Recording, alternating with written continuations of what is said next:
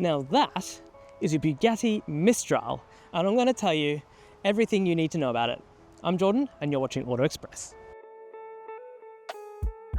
Yes, finally here we are. After about 20 years, we're driving a Bugatti with a W16 engine. Isn't this thing absolutely incredible? Now, we're not going to be going down the usual route where I tell you about its CO2 or its MPG or how good it is for the kids. This is purely a bit of automotive royalty, and my gosh, just look at it. Isn't it incredible? Okay, so first thing you need to know, now this is the Mistral, which means that it is based on the W16 platform that started really with the Veyron back in the early 2000s. Now, of course, that eventually turned to Chiron, and this is the ultimate of ultimate interpretations. Now, as you can see, first things first, this is a convertible, but I'm gonna just walk you around some of the incredible details on the outside first before we go into the inside, because this car is completely unique in terms of bodywork. It shares nothing with a standard Chiron, and that is no more obvious than with these incredible sort of stacked headlights. Now, the actual headlights are down here. These are just LEDs, but they do look pretty incredible. Horseshoe grille, that is absolutely typical of Bugatti, and something that you can sort of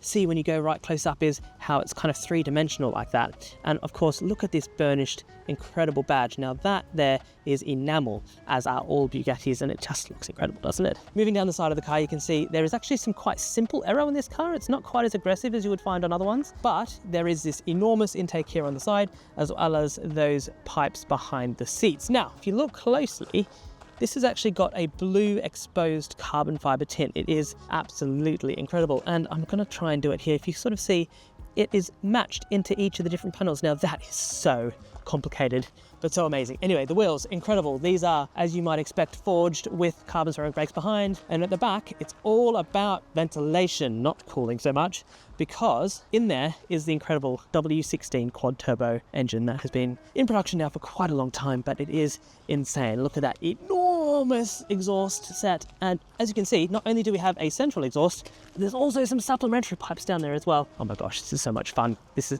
honestly so cool. But let's have a look at the interior, because a Bugatti is kind of built like nothing else in the world. This car is obviously one of the test vehicles. It's not a customer car, but it sort of shows you the level of detail that they go into for every single one, starting off with this steering wheel. Look, this guy here is milled from a single piece of aluminium, and it is just incredible. We've got carbon here on the wheel, again blue tinted to match the exterior, but it is in a matte finish rather than a gloss, so that's a nice little contrast. As you can see, we've also got some exposed blue carbon here on the sill and on the top of the door, and then the leather is just beautiful. It's got this sort of woven sort of fabric and more exposed blue carbon here, and the gear selector, which looks pretty normal, but you know what, that is quite a nice aspect to have to sort of make it a little bit more relatable. Now, there is no main infotainment screen on a Bugatti. It's so clean, isn't it? I mean, why don't all cars look like this? Now, there are some dials here on the main center console. Beautiful dial there, sort of flanked by two screens.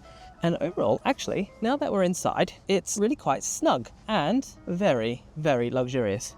All right, now quickly, I never thought I was going to do this in the interior of a Bugatti, but if you're thinking of buying or selling your car, you can actually do so at autoexpress.co.uk. So if that's something you want to do, make sure you click the link in the description below and we'll run you through the process. Okay, this Mistral, like all current Bugattis, is a W16 quad turbo, as you said. Now that's 8 litres, and there's something that you sort of don't really understand when you sort of see this car in pictures, is actually how big that is. But when you are in the presence of it in total, it actually looks quite small, and that is amazing. Now, I was just talking to Andy Wallace. Now, he is their legendary test driver, and he was talking to me about all sorts of cool details that only apply to a car that has a 300-ish mile-an-hour top speed.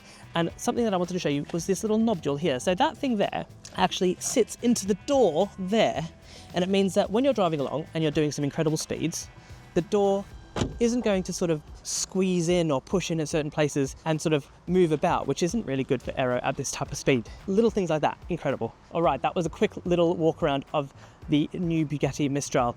And when I say new, what I actually mean is kind of old, because this is the last of the W16 cars, with the new Tourbillon coming next year. Now that car's got the V16 engine, which is designed and built by Cosworth, and then it's got a hybrid system, and it's going to be incredible. But for now, this thing still absolutely screams pure luxury.